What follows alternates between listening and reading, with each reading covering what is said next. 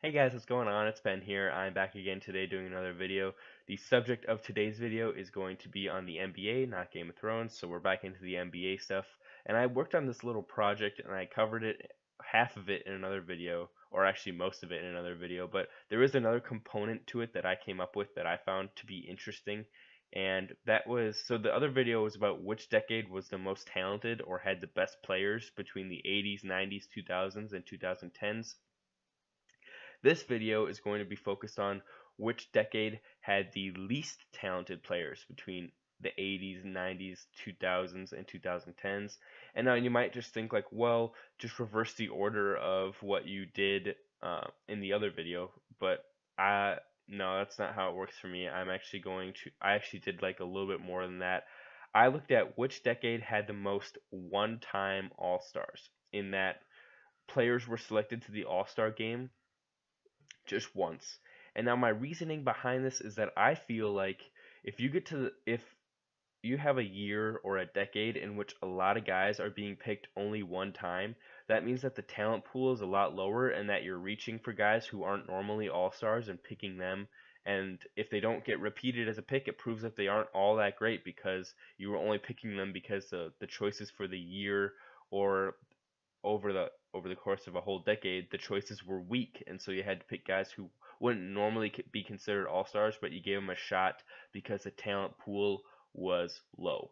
And so today, by looking at which decade had the most one-time all-stars, I am going to be examining which decade had the least talent because of the correlation and causation there. So I'm going to start with the 1980s and work my way up. So the 19 Actually, I'm going to talk about which years had the most one-time All-Stars because there are some really interesting years where it's just like a big outlier. So what I found is most years have somewhere between like 1 to 3 at most, but there are a few years where there were some outliers and they just had a ton. So I'll talk about some of those years. 1988, there was 5 one-time All-Stars, which is pretty high. Then 1992, there was 5 one-time All-Stars. 1994 was the biggest of any year on this list with eight eight one-time All-Stars. Guys that never made it back. They just made it in 1994. Let's see here. 1998 had 4 one-time All-Stars.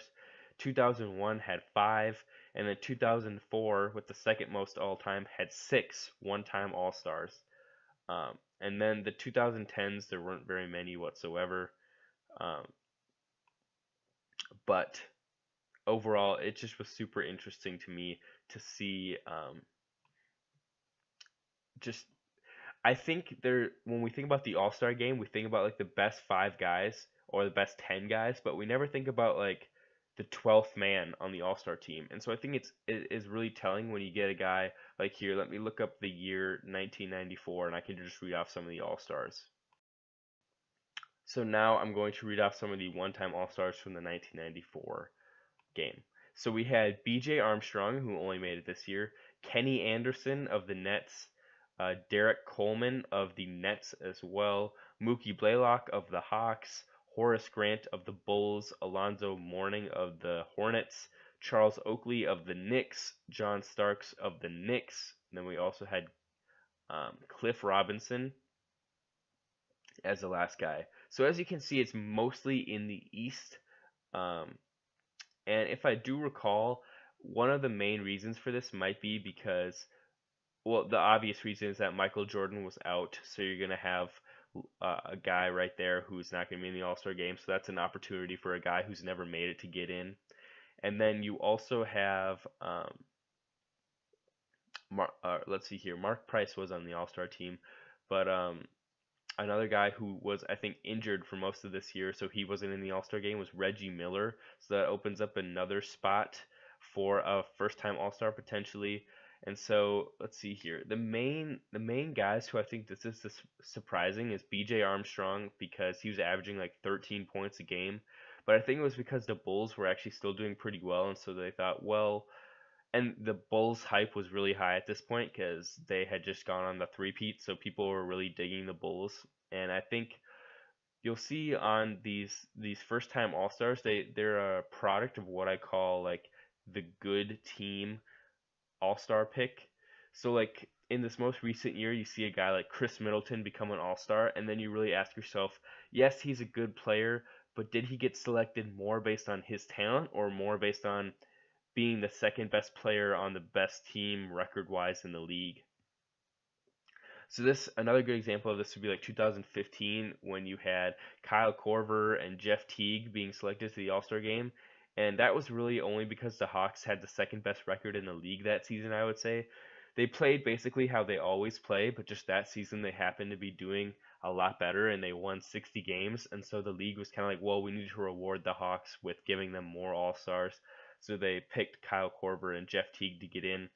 So that's sort of the same case with this 1994. The Bulls were doing a lot better than people expected because Michael Jordan had left, so they were like, okay, we'll pick B.J. Armstrong and Horace Grant to be All-Stars for the Bulls.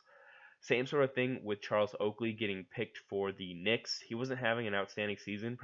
He was averaging something around like 10 points and 10 rebounds a game, I think. But because the Knicks were like the best team in the East this season, he was picked to the All-Star game.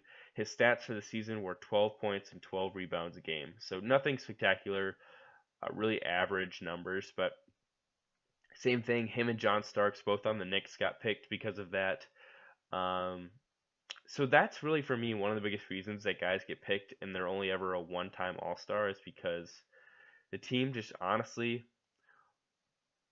their team is doing really well, so they get picked kind of by proxy because of it. The other year that I'd really like to look at is the 2004 All-Star Game, which just let me look up really quick here. And that was the one that featured a lot of other one-time All-Stars, and I think the reasoning for that, let's see here. So you had Ron Artest as a one-time All-Star. He's a guy who definitely should have been to more All-Star games than that, but because he got suspended for all of the next season, he didn't make it that year. He probably would have made it that next season, 04-05, because when he got suspended, he was averaging like 24 points a game and still like being a defensive player of the year caliber player, but he didn't.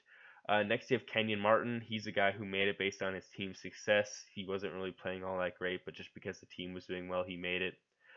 Michael Redd for the Bucks, he was actually putting up a great season, and he probably would have been a multiple-time All-Star, but because of injuries, he didn't return. Then you've got Jamal Magloire, who made it really because the Hornets were just doing better than people thought. With I think they still had Baron Davis at the time, and he was like averaging 12 points and 10 rebounds a game. So it's just befuddling how some of these guys make it. Like, how did he make it with that? You also have Andrei Kirilenko for the Jazz, who I believe, if I remember correctly, they were actually just doing a lot better than people thought, and he made it mostly based on his really good defense. He's always really good at blocking. And then you have Sam Cassell, who made it not because he did a lot better than he usually does or anything. He was putting up his regular 18-ish points a game along with like 6 assists. But the Timberwolves had the best record in the league, and that is why he got it, because he was the second best player on the best record team in the league. So that's why Sam Cassell made it that year. But just overall, looking at these totals for different seasons, the year that had the most uh, one-time All-Stars, or the decade, I should say, that had the most on average one-time All-Stars was the 1990s, or let's see here. Yes, it was the 1990s. On average, they every year had 3 one-time All-Stars, who that was the only time making it. Then next you have the let's see here. Next you have the 19 or excuse me, the 2000s, which had on average 2 every year. And then second best was the 80s that only had 1.7 on average one-time All-Stars every year. And then last place, or actually, excuse me, I'm getting mixed up here. First place, the least repeating All-Stars, indicating that they had the or in a way you could say that this means that they had the least amount of bad players in the league would be the 2010s, only having an average of 1.5 one-time All-Stars every year. So in a way you could say which decade had the least talent. The argument would be for the 90s in this case. If you look at it this way, and then it would be 90s being the least talented, then you'd have the 2000s, 1980s, and then the current decade, the 2010s, would be the most talented. Now, I know it's not a great way to do it, and there are there could be more accurate ways to do it. This is just a way that I wanted to approach it where it wouldn't be overly time consuming, but at the same time it would be somewhat thought out. So the 1990s had by far the most one-time All-Stars, indicating that they, by proxy, could be said to have the least talent of any decade. Um, Let me know in the comments if you disagree. I am sure people will disagree with this, but this is just how I decided to do it. I hope you enjoyed the video. Hope you have a good day, and I'll see you next time. Bye.